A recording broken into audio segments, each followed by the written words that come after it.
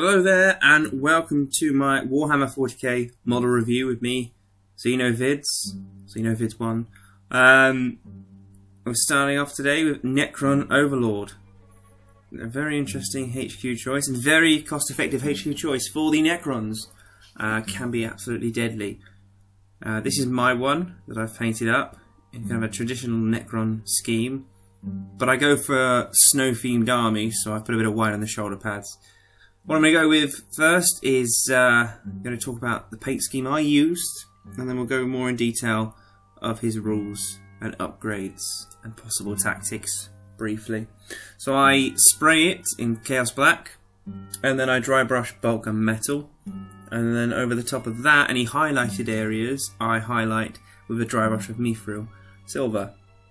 Then on top of that, I put a light wash of Necron oil just to really bring the metals together.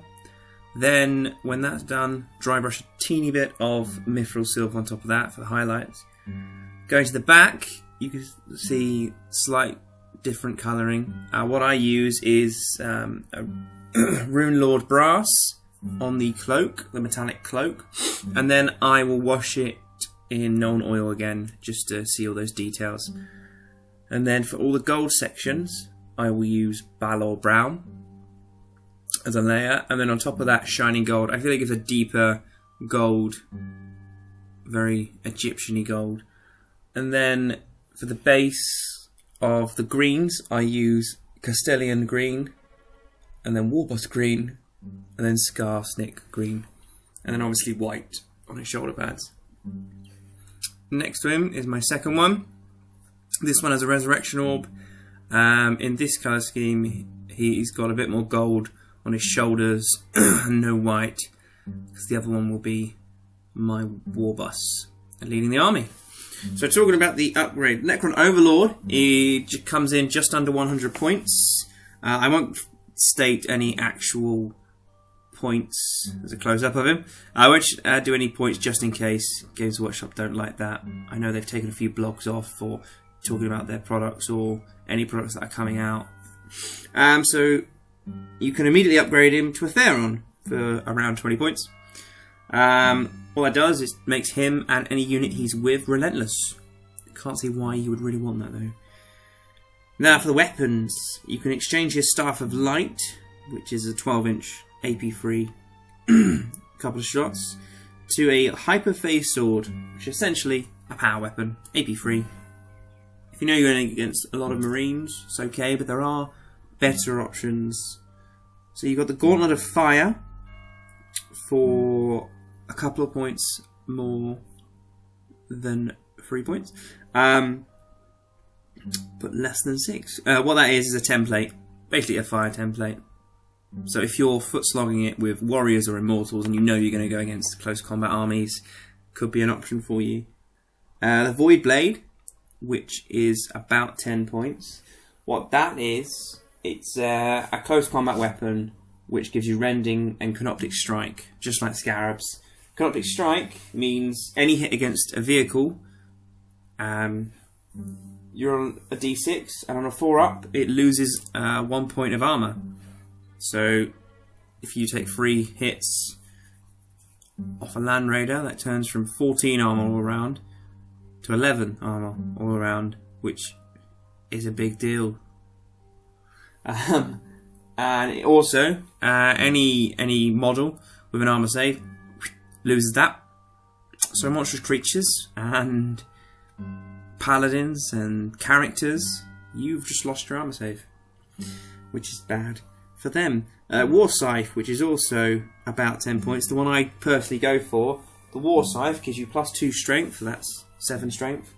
You don't get an armour save against it. It states no armour save can be taken, which is great because in 6th edition, power weapons turned into AP-free, which was like, oh no, how am I going to take down Terminators or anything with a 2-up armour save? Take a War Scythe. It also gives you plus 2d6 to your armour against armour penetration, so strength 7, 2d6, and then the average you get on 2 dice is 7, so that's gonna glance a Land Raider or destroy a lot of vehicles. Then, moving on to some of the upgrades, you can give it Phylactery, which is about 15 points. Phylactery is 1 use only, and when you come back with Reanimation Protocol, you can get D3 wounds back. Okay. Mind Shackle Scarabs, this is used a lot. What that is, you're in close combat with a unit, and they roll a D6, 3d6 on leadership, using their leadership, and if they fail, then a model in that unit then attacks itself if it's alone, or attacks everyone in his unit. It's a D3 attacks, same strength and weapon. So Thunderhammer, Storm Shield, Terminators, or any Terminators or anything like that, they're going to be splatting their friends. Then you've got the Sepaternal Weave, which basically gives it 2-up armor save. You've got the Tesseract Labyrinth, which basically you roll a d6, you're in close combat, roll a d6, your opponent does, if they roll less than their wounds, then trapped in a jigsaw puzzle essentially. Then you have the Tachyon Arrow, which is a 1 use only, strength 10, AP 1, unlimited range shot, but it's 1 shot, 1 use only. The amount of times that will be actually effective.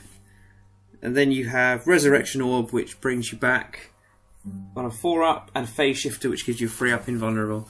Now what I like to do, as you can see, is bring it with a Catacomb Command Barge, which is a deadly little transport fly machine. Basically what that will do is it's got quantum shielding, so 13 all round unless it's penetrated, and then it goes down to 11, but you can fly around on that, just hopping between cover, being a nuisance to your opponent, which is pretty deadly and very annoying vehicles. I just put them in there.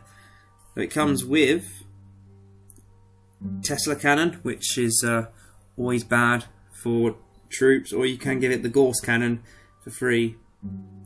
It's got Symbiotic Repair, so if you do lose a whole point or anything, or something happens to it, you can take wounds off your Overlord and put it on it. And then my favourite use is a sweeping attack. You basically jump over a unit, you do 3 attacks on that unit at your weapons, strength and special abilities. So if you're War Scythe, bye bye little orc, which is very deadly. So as it is a fast skimmer, you can turbo boost. I'm sure you can turbo boost over it, kill him. So Overlord, good model.